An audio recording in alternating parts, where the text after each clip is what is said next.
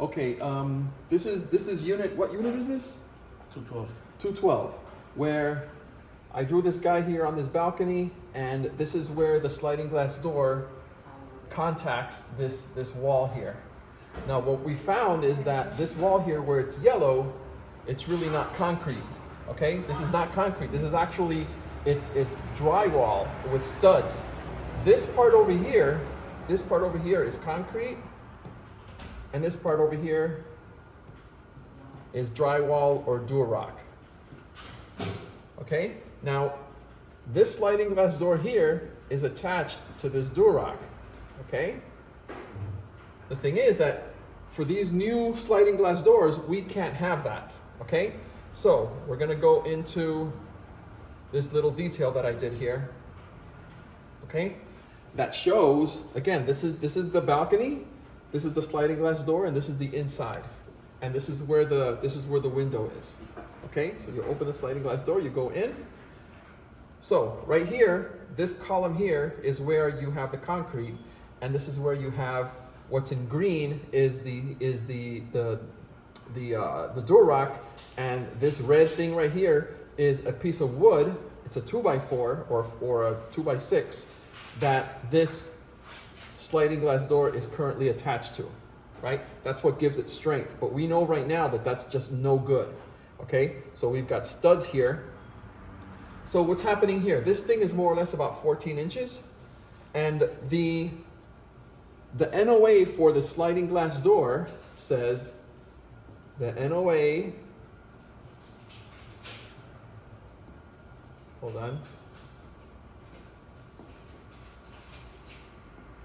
The NOA says you can do a steel column, which is we call a mole bar. Mole is short for mullion, or we can do two, we can make it out of concrete.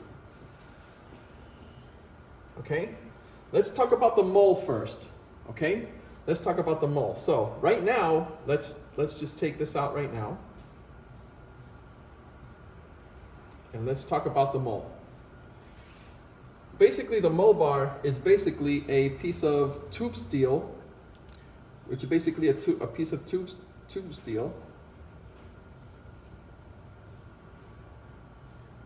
which is basically, it's really long, right? It's really long. You get this piece of tube steel and you put it up against this, thing here. Let me color it a different color. Let's paint it purple. You put the purple mole bar here, all right? And then you can cover it with something else. And then this gets attached, right?